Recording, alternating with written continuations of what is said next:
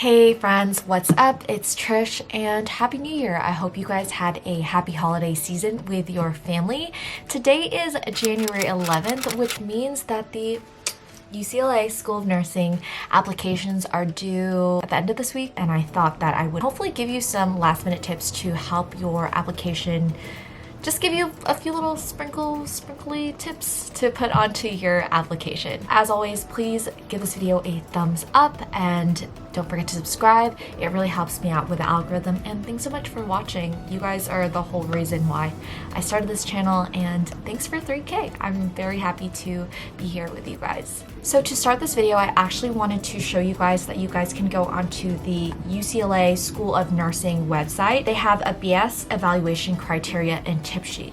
Now, back when I was applying, this sheet was not available. Like, I literally had to go and ask anyone that I knew that was in the nursing program for tips. This is actually very new, and I think you guys should all take this and definitely read it and see what is on it. So if you open up this PDF, UCLA lists 4 things that are very important in their application. The first one is the GPA, the second one is statement of purpose, resume, and letters of recommendation. The first thing on here is your GPA, and obviously they just want to know how well you're doing in school, and they even highlight that it is not the most important thing to have here. It's just one of the things that they need to know, that you're trying your best in school, that you are trying to get good grades in science classes, to see if you are a good fit for the UCLA nursing program. You'll also see that they say here, like, don't talk about your GPA in your statement of purpose, because they can read it and they don't want to just see your GPA, they want to get to know you. Now that we have that out of the way, let's go ahead and talk statement of purpose.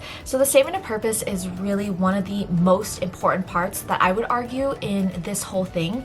And basically, like they say, it's your personal opportunity to shine. So obviously they list a few things here, like why do you want to be a nurse, your self-assessment for success, your goals for a nursing career, multicultural experiences, bilingual ability. Now, when you're looking at these things, this is not the end all be all that you need. It just says a few things that the reviewers look for.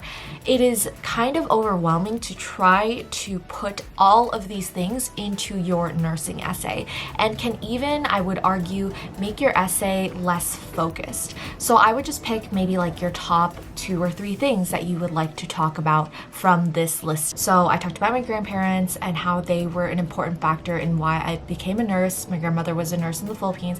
My grandpa ended up in the ICU. That was kind of my why nursing. And then I talked about how care in the Philippines is curative, not preventative, and that in the US I saw the opposite of that, how we're trying to be preventative over here. Nurses have a lot more autonomy over here, and I really love those things. And then I tied that into why UCLA, because I felt like UCLA had an awesome simulation lab that could teach me all the skills that I needed. They had all these clubs where I could outreach into the community. And then I talked about how UCLA would help me hone my nursing skills and hopefully bring that back into mission trips in the Philippines when I ever come back, when I'm a nurse. And so I kind of brought it all the way back around, where I covered why nursing, why UCLA, and then what UCLA can help me bring into the field. You'll notice that I didn't touch on my self-assessment for success. I didn't touch on my bilingual ability really, and that's okay. These are just part of the template, but you want to stay focused on your story of your why. They also give a list of things not to do, so cliches, laundry listing, saying how smart you are. I could have easily taken the route and said, I am a child of an immigrant, and you know, my parents moved here for a better life. But honestly, how many essays do they receive that have that similar story? Now, I'm not saying don't write that. If you can spin that in a way that's different than other people, then by all means go for it. But if it's gonna sound too generic like everybody else's story, then I want you to try to think of something differently and write about that. I also want to state that when you're writing this, you're gonna make multiple revisions, and it's going to be so taxing and so annoying to have to do over and over and over again. Find like 2 people that you really trust, and I mean people that know you. My cousin who went to UCLA read my essay, and my other cousin who is a lawyer read my essay, and they kind of helped me really hone down the words of what I wanted to write. I would spend so long writing a sentence like 3 different ways when my cousin would be like, oh, you can compress that into 1 sentence. And that is the beauty of having someone that knows you very well, that knows the point that you want to convey. So the next part that we're going to talk about is the resume portion. Focusing on the BS applicants, I definitely recommend that you section off everything. So I section mine off between like leadership and volunteer experiences, education, and then like awards and other things at the bottom. I tried to put 2 or 3 bullet points for each, and I kept my resume to 1 page. Now it's really important that you do this because you don't want to be that application that they read after lunch and they're so tired and they're like, I have to read through 2 pages of this person's application, and it's just way too long. You really want to be short and direct and calculated with all the things that you're writing in your application. So when you are writing something, I want you to write the things that you are most consistent with. These are things that you've either done for 2+ years. You know, the longer the better. Because if an application reader is reading your thing and you've only been doing this since the start of your high school year, you're not really showing that consistency or that growth throughout the years. I always get the question, did I need to volunteer in a hospital? And I always say that it's not needed. If you have other skills that you were consistent in, I definitely recommend showing that. So that can be anything like you played volleyball all 4 years and you were team captain for 2 of those years. That's showing your team leadership, that you were able to lead a team. Now, the reason why or volunteer experience is so important in a hospital is just because you're showing like that you showed interest in the medical field and you went and you seeked out experiences that were medical, but you can talk about how maybe you just interviewed a few different nurses and you asked them if you could shadow them. That's not necessarily volunteer work, but you are talking about what you did that had some sort of medical background as to why you went into nursing. I would also say that you can list your awards on the very bottom, and a way to get around the space is you can put 2 separate columns for skills and awards. So the last part of the application is the letters of recommendation, and I think you need 3 of these. UCLA says here that it's employers, supervisors, instructors, teachers, academic counselors. So anybody that knows you very well from like a professional perspective. I would write a letter to this professor stating how I knew them, what I was applying for and why, like a little bit about my statement of purpose.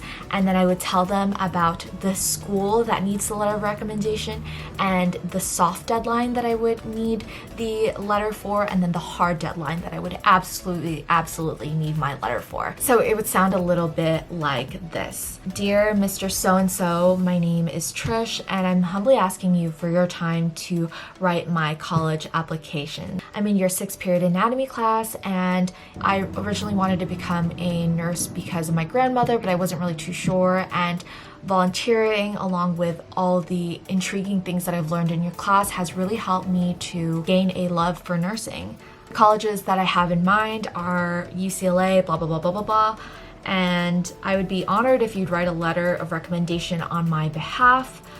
In advance, I'd like to thank you for all of your help and assistance. If you have any questions, please feel free to contact me through, here's my phone number and my email.